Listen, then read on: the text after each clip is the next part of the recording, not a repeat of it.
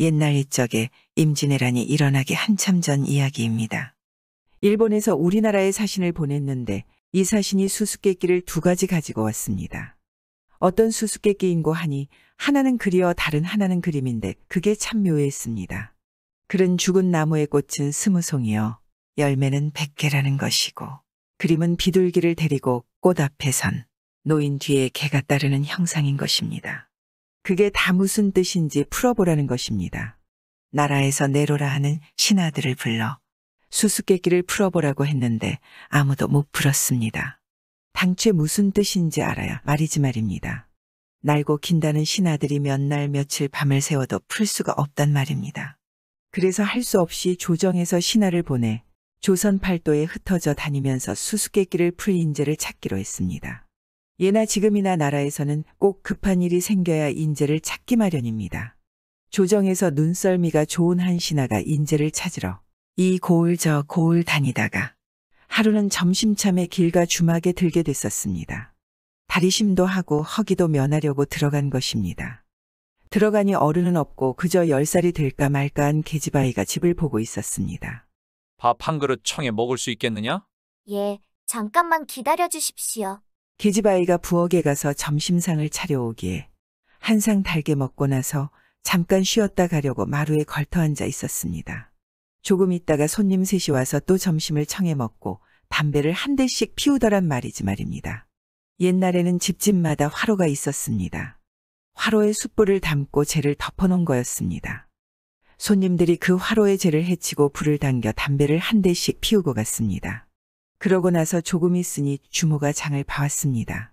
예, 그동안 손님 들었니? 예, 아까 손님 3분이 점심 드시고 갔습니다. 산중 손님 1분, 평지 사는 손님 1분, 한양 손님 1분이 다녀갔습니다. 손님 1분은 아직 쉬고 계시고요. 아직 쉬고 있는 손님은 자기를 가리키는 건데 아까 다녀간 손님을 산중 손님 어쩌고 하는 걸 보니 참 신기한 것입니다.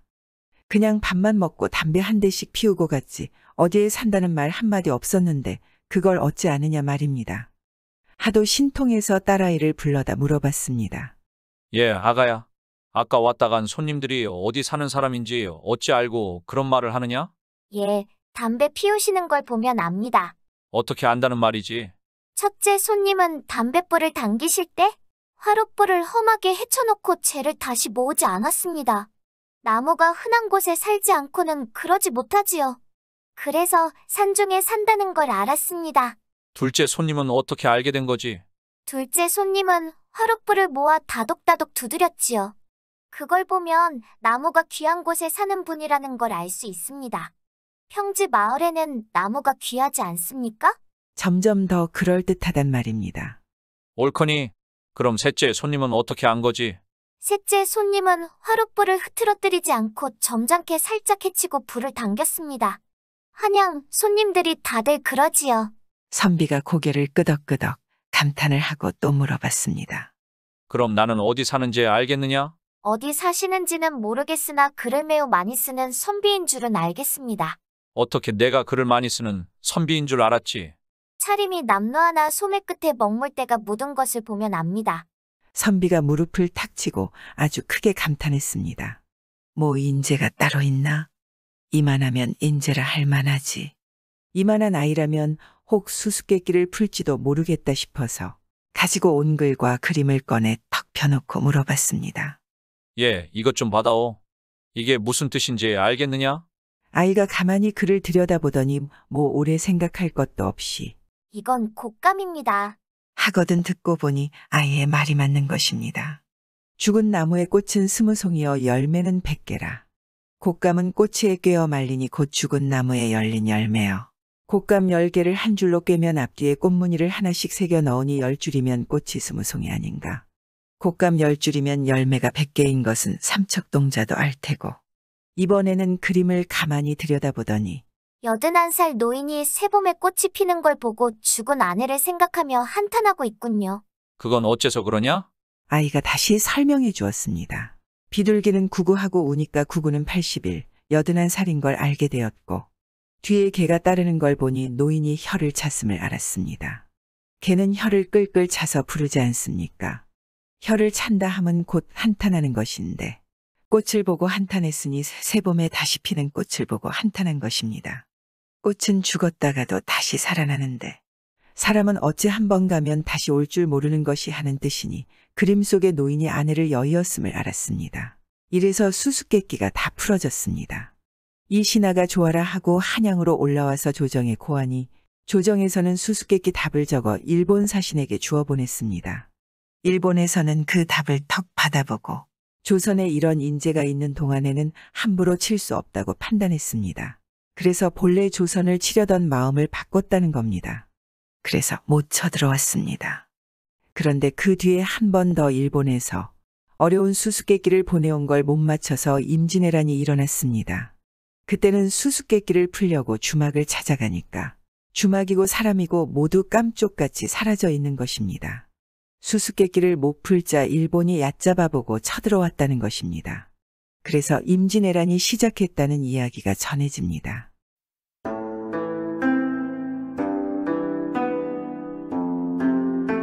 옛날에는 여기저기 떠돌아다니며 남의 집을 제 집처럼 여기고 사는 선비들이 많았습니다. 글을 배웠으나 벼슬할 마음은 없고 세상이 틀려먹은 줄은 알지만 나서서 바로잡을 뜻은 없는 이런 얼치기 선비들이 대개 떠돌이가 됐습니다. 그렇게 돌아다니다 보면 느는 것이라고는 눈치와 배짱에다 걸쭉한 입심뿐입니다. 남의 밥 얻어먹으며 다니자면 온갖 풍상 다 겪어야 하는데 그런 풍상 다 이겨내자면 눈치, 배짱에다 입심만큼은 갖춰야지 안 그러고는 배겨낼 재간이 없단 말입니다. 옛날에 한 선비가 있었습니다. 이 선비도 가지고 있는 것은 배짱에다 걸쭉한 입심뿐인 녀석인 것입니다. 이 선비가 길을 가다가 날이 저물어 동네에서 제일 큰 기와집을 찾았는데 마침 그 집에는 이 과객 말고도 쥔내 사돈이 손님으로 미리 와 있었던 것입니다. 그런데 주인 영감이 좀 의문스러웠던지 사돈 대접은 잘하면서 과객 대접은 모처럼 하는 것입니다. 주인 딴에는 사돈 대접 잘하려고 그러나 본데 황혼에 들어온 손님을 차마 내쫓지 못하고 받아들였으면 손님 대접도 제대로 해줘야 할 것 아니겠습니까? 한 방에 사돈과 과객이 같이 앉았는데 저녁상이 들어오는 것을 보니 배알이 슬슬 뒤틀리더란 말입니다. 사돈 밥상이 먼저 들어오는데 이 익은 상다리가 휘도록 차렸고 과객 밥상은 뒤에 들어오는데 익은 간장 종지밖에 없는 것입니다. 해도 너무한다 싶어서 이 과객이 슬쩍 먼저 들어오는 밥상을 딱 받아 차고 앉아서 소생은 먼 길을 걸은 탓에 몹시 시장하니 염치 없지만 얹어 먹겠습니다. 하고는 그 잘 차린 음식을 다 먹어버렸습니다. 그러니 사돈은 할 수 없이 간장 종지밖에 없는 상을 받아 먹어야 했지 않겠습니까? 속으로야 떨떠름하지만 명색 사돈이라는 사람이 다른 손님과 밥상 싸움을 할 수는 없는 노릇 아니겠습니까? 주인이 나중에 들어와서 그 꼴을 보니 참 기가 막힌단 말입니다. 그렇다고 거지반 먹어 치운 상을 도로 빼앗을 수도 없는 일이고 사돈 저녁상을 또 차릴 수도 없고 해서 그냥 넘어갔습니다. 이튿날 아침에는 주인이 선수를 쳤습니다.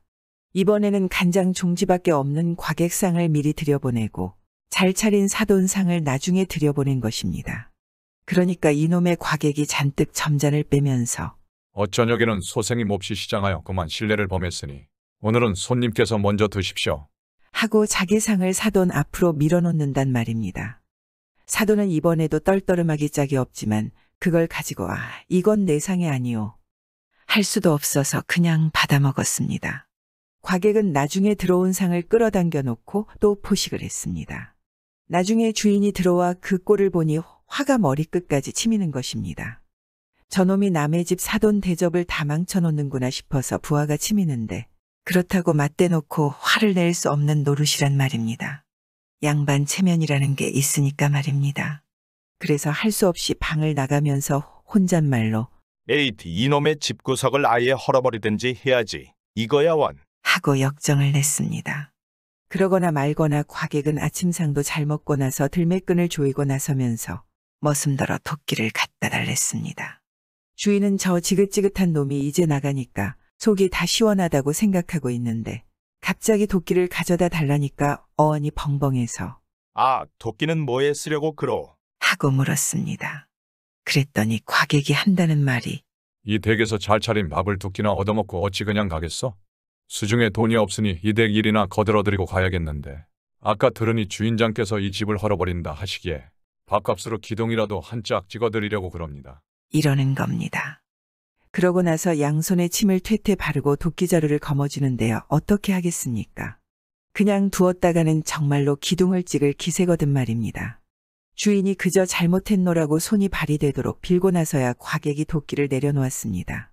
이래서 눈치, 배짱에 입신 가지고 먹고 사는 사람들을 과객이란 말이 나왔나 봅니다.